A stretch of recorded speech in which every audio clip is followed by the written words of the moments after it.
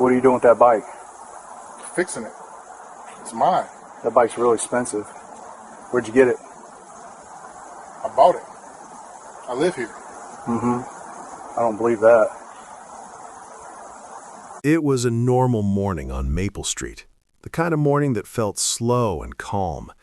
The sun was up, but not too bright. Birds made small sounds in the trees, and the air smelled like fresh grass and old houses. Daniel Brooks stood in front of his home, bent over his bike. He wore a gray hoodie and simple jeans. His hands were dirty with oil as he tightened a bolt near the back wheel. The bike was not just any bike. It was a rare, shiny road bike, the kind rich people loved. It had smooth black paint, thin gold lines, and wheels that looked like they could fly.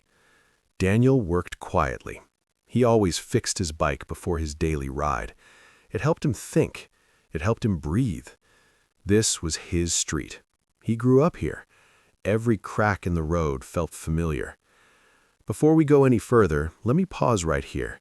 If you're watching or listening to this story, drop a comment and tell us where you're watching from. Don't forget to like this story, subscribe for more, hype it up in the comments, and share it with someone who loves real-life drama stories like this one. Your support keeps stories like this coming, and trust me, you don't want to miss what happens next. Daniel wiped his hands with a rag and checked the tire pressure. As he worked, a police car slowly rolled down the street. It was a white cruiser with blue letters on the side. Inside was Officer Ethan Cole.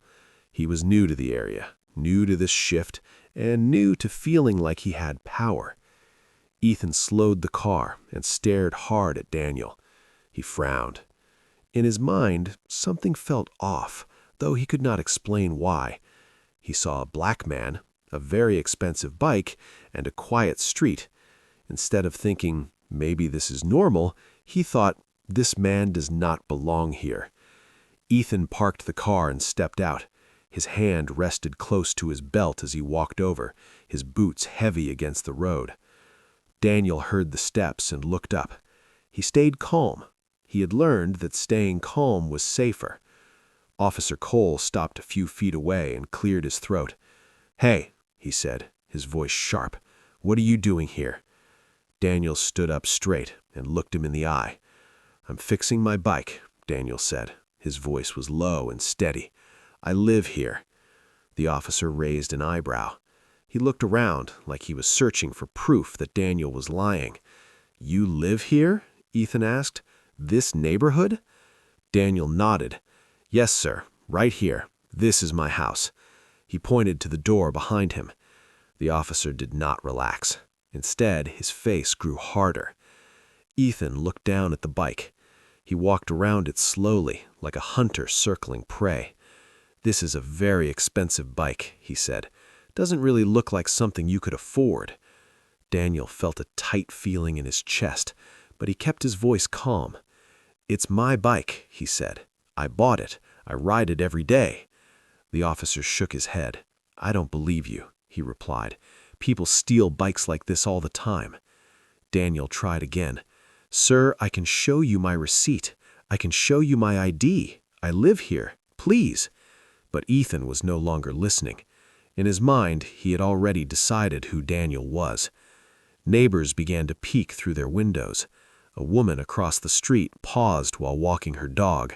A kid on a scooter slowed down to watch. Daniel felt eyes on him, and it hurt. He was doing nothing wrong, yet he felt small. Officer Cole stepped closer.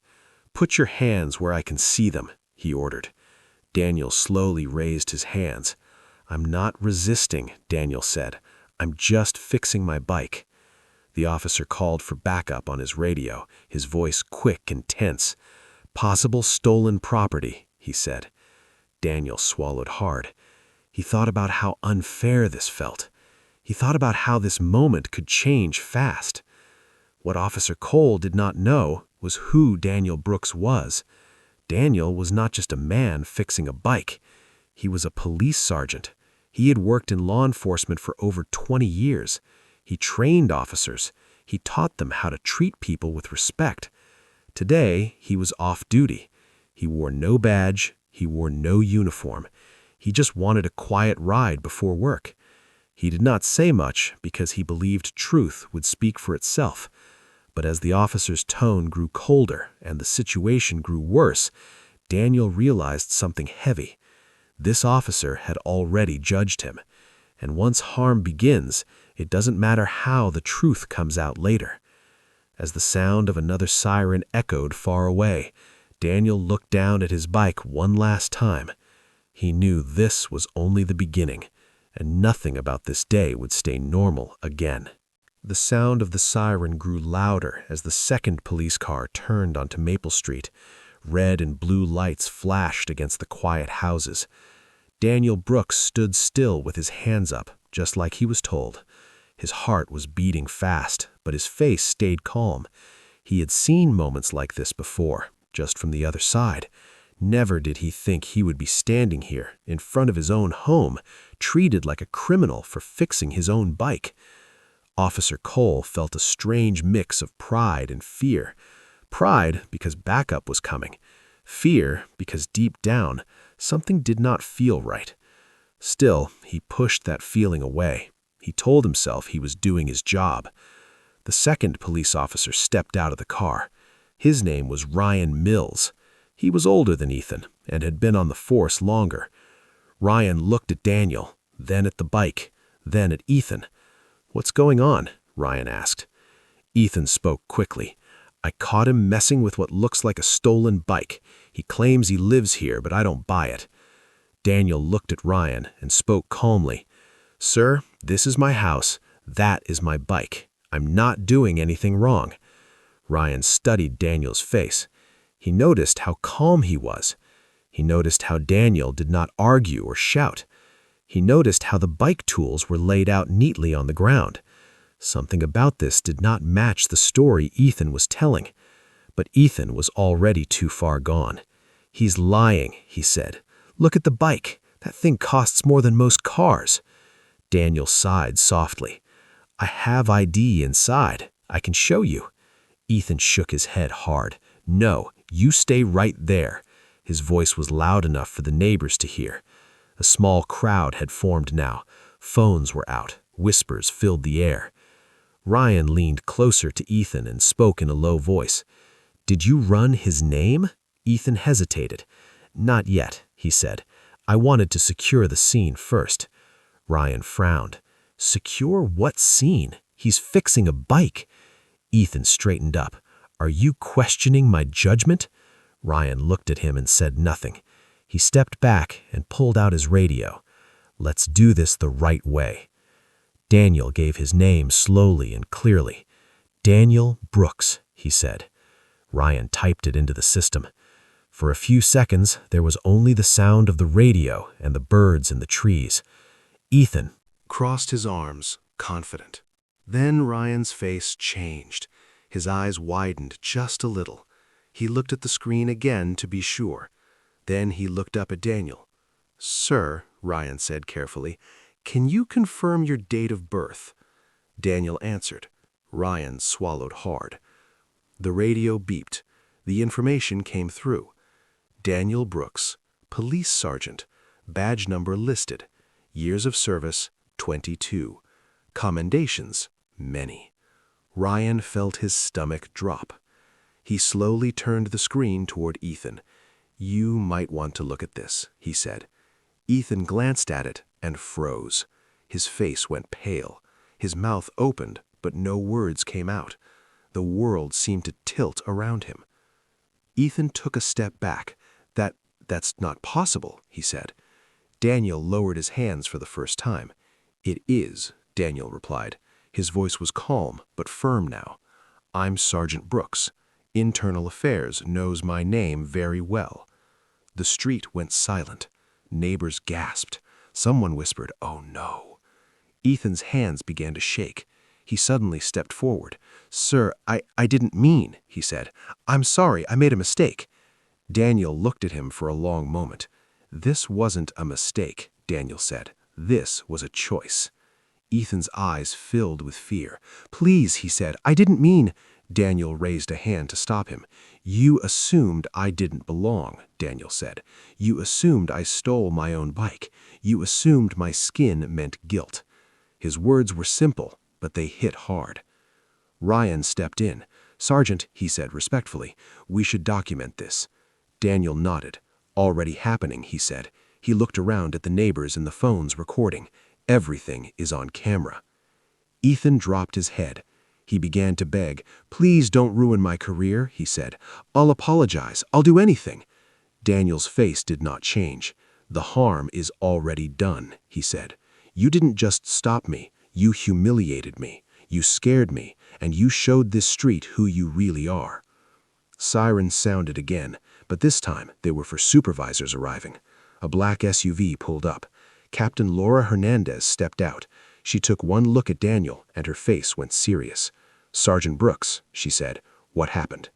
Daniel took a deep breath. "A line was crossed," he said, "and it needs to be answered."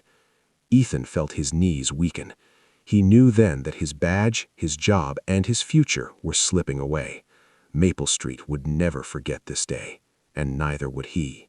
Captain Laura Hernandez stood tall in the middle of Maple Street. Her uniform was sharp, and her face showed no emotion, but everyone knew she did not play games. She had been on the force for a long time, and she knew trouble the moment she saw it. Her eyes moved from Daniel Brooks to Officer Ethan Cole, then to the neighbors holding phones. She could feel the tension in the air. It was thick and heavy, like a storm that was about to break. "Everyone calm down," Captain Hernandez said in a clear, firm voice. "This scene is now under review." She turned to Ethan. "Officer Cole, step back." Ethan did as he was told. His shoulders were slumped. His face was red, then pale, then red again. Sweat rolled down the side of his head, even though the air was cool. Daniel stood quietly near his bike. He folded his arms and took a slow breath. Inside, he felt angry, but also sad.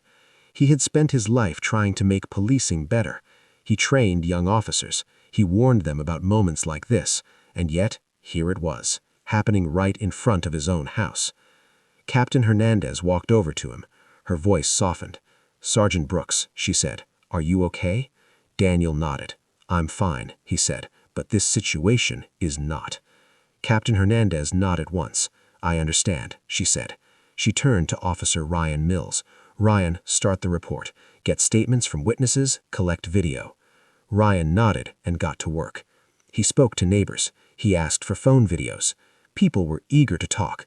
Some were angry. Some were scared. Some were just shocked. A young woman said, "He didn't do anything wrong."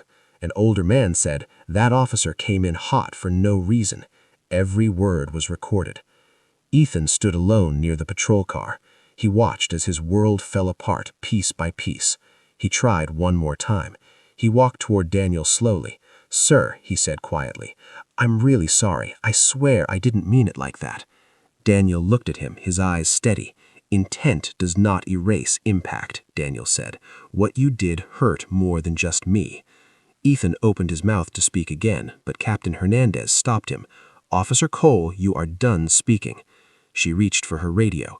"Internal Affairs, I need you on scene." Ethan's knees almost gave out. He leaned against the car for support. The neighbors watched in silence now. The mood had changed. This was no longer gossip. This was real. Internal Affairs arrived quickly. 2 officers stepped out with notebooks and cameras. They walked straight to Daniel first. "Sergeant Brooks," they said, "we're sorry this happened." Daniel nodded. "So am I," he replied. He told them everything, from the moment Ethan stopped to the moment backup arrived. He spoke clearly and calmly. He did not raise his voice. He did not exaggerate. He just told the truth. Then they spoke to Ethan. His voice shook. He changed his story twice. First he said he felt threatened. Then he said he was just following training. The cameras caught it all. His words did not match the videos from the neighbors' phones. The truth was clear, and it was ugly. Captain Hernandez made the call. "Officer Ethan Cole, you are suspended, effective immediately." Gasps filled the street. Ethan's badge was taken from his chest. His gun was removed from his belt. He looked smaller without them, like a balloon with no air. "You will await further action," she continued. Ethan said nothing. He could not. Daniel walked over to his bike and gently picked up the tools he had dropped earlier. His hands shook just a little now that the moment had passed. Ryan walked up beside him. "I'm sorry," he said. "This should never have happened." Daniel nodded. "That's why it must be answered." Days passed. The story spread fast. News trucks came. Headlines were written. Videos went viral. People argued online. Some tried to defend Ethan. Others demanded justice. Stayed quiet. He went to work. He followed the process. He trusted the system, even though the system had failed him that day. Then the results came. Ethan was fired. Not suspended, fired. His actions were ruled as racial profiling and abuse of power. The department released a statement. An apology was made public. But that was not the end. Daniel filed a civil case. The city reviewed the harm caused, the fear, the public shame, the damage to trust. After weeks of review, a decision was made. The city would pay Daniel Brooks $400,000 in compensation, not as a reward, as accountability. When the check was handed over, Daniel did not smile. "This isn't about money," he said. "It's about change." He donated part of it to a program that trained officers better. He used another part to fund bike programs for kids in his neighborhood. He wanted something good to grow from something painful. Maple Street slowly returned to normal, but people remembered. They remembered the day truth stood in the open. They remembered that power without respect causes harm, and they remembered that justice, when it comes fast and loud. The days after the case ended felt strange for Daniel Brooks. Life looked normal on the outside, but inside, something had changed. When he stepped out of his house, people waved more. Some nodded with respect. Some looked away, ashamed. Kids on bikes slowed down just to stare at him like he was someone important. Daniel did not feel like a hero. He felt tired. Tired of being strong. Tired of having to prove he belonged in his own space. One morning, Daniel sat on his porch with a cup of coffee. His bike leaned against the wall, clean and ready. Maple Street was quiet again, but not the same kind of quiet. This quiet carried memory. He could still hear Officer Cole's voice in his head. He could still feel the cold fear in his chest from that day. Healing did not come fast, even when justice did. That same week, Daniel received a call from City Hall. The mayor wanted to meet him, not privately, publicly. Daniel almost said no. He did not want cameras again. He did not want speeches.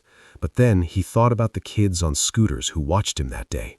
He thought about the neighbors who felt scared to speak up. So he said yes. The meeting was held in a large room with flags behind the stage. Reporters filled the seats. Cameras flashed. The mayor stood at the front and cleared his throat. "Today," he said, "we are here to face a hard truth." He spoke about the incident on Maple Street. He spoke about racial profiling. He spoke about broken trust between police and the people. Then he called Daniel up. Daniel walked slowly to the stage. His steps were steady, but his heart was heavy. He looked out at the crowd. He saw faces of all colors and ages. He took a deep breath. "I love this city," Daniel said. "I have served it for over 20 years. I believe in protecting people, not judging them." His voice was calm and clear. "What happened to me happens to others every day. Most of them don't wear a badge. Most of them don't get believed." The room was silent. Daniel continued. "Justice is not just punishment. Justice is change." The crowd clapped. Some people stood. The mayor nodded and announced new actions.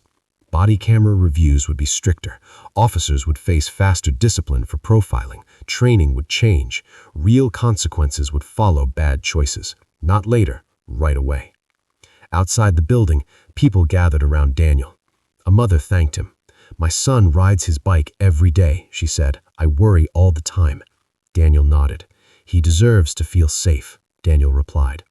A young officer approached him, eyes low. "I'm learning," the officer said. "I won't forget this." Daniel placed a hand on his shoulder.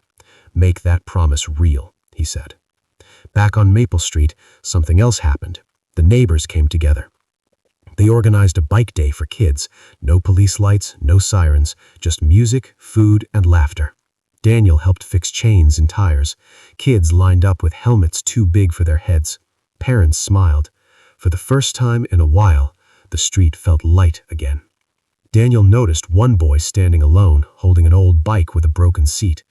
"What's your name?" Daniel asked softly. "Jay," the boy said softly. Daniel knelt down and fixed the seat. "There you go," he said. Jay's face lit up. "You're the bike guy," Jay said. Daniel laughed. "I guess I am." Not everyone was happy, though. Online, people argued. Some said the officer's punishment was too harsh. Others said it was not enough. Daniel did not join the noise. He knew change always made people uncomfortable. That was how you knew it mattered. One evening, Daniel received a letter. No return address. He opened it slowly. Inside was a short note. "I was wrong. I lost my job, but I learned something I should have learned sooner. I'm sorry." It was signed, Ethan. Daniel folded the letter and sat quietly. Forgiveness did not mean forgetting, but it did mean letting go of anger. As the sun set, Daniel rode his bike for a ride. He rolled down Maple Street, past the same spot where it all began. The streetlights turned on one by one. He pedaled faster, feeling the wind on his face. This time, no one stopped him. No one questioned him. He belonged. He always had. And this time, the city finally listened. The morning air felt cool and clean as Daniel Brooks stepped outside again. This time, there was no weight on his chest, no fear hiding behind calm, just a quiet strength. He checked his bike one last time, pressed the tires, and smiled. The same bike, the same house, but a very different man. Not because he had changed, but because the world around him had finally seen him clearly. Daniel rode through the neighborhood slowly. Kids waved, parents nodded. A man fixing his fence lifted his hand in respect. Maple Street had learned something important. It learned that silence can be broken. It learned that truth has power, and it learned that justice, when it comes fast and loud. At the police station, things were different too. New rules were on the walls. New training sessions filled the rooms. Daniel stood in front of a group of young officers one afternoon.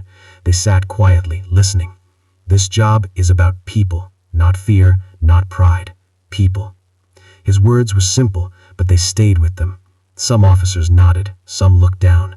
Growth was happening, slowly but surely. Daniel was offered a promotion not long after. Higher pay, more power, a bigger office. He thought about it for days. Then he said no. Instead, he chose to stay where he could teach, guide, and protect. Change doesn't always come from the top. Sometimes it comes from the ground up. His choice surprised many, but it inspired even more. The bike program Daniel started grew fast. Kids from other neighborhoods joined. Volunteers showed up every weekend. Old bikes were fixed. New bikes were donated. Helmets were handed out with smiles. Daniel watched kids ride away laughing, free and fearless. That sound, laughter, meant more to him than any badge ever could. One afternoon, Jay rode up fast, skidding to a stop. "Look!" he shouted. "No hands!" Daniel laughed and shook his head. "Be careful," he said. Jay grinned. "I want to be like you when I grow up." Daniel knelt down to eye level. "Be better than me," he said gently. Jay nodded like he understood something big. The city kept its promises. Complaints were taken seriously. Body camera footage was reviewed quickly. Officers who crossed lines were held responsible. Trust began to grow again, not because words were spoken, but because actions followed. It wasn't perfect, it never would be, but it was moving in the right direction. One evening, Daniel rode past the spot where Officer Cole once stood. He stopped and looked around. The street was quiet, peaceful. He closed his eyes for a moment, then opened them and smiled. That place no longer held pain. It held proof.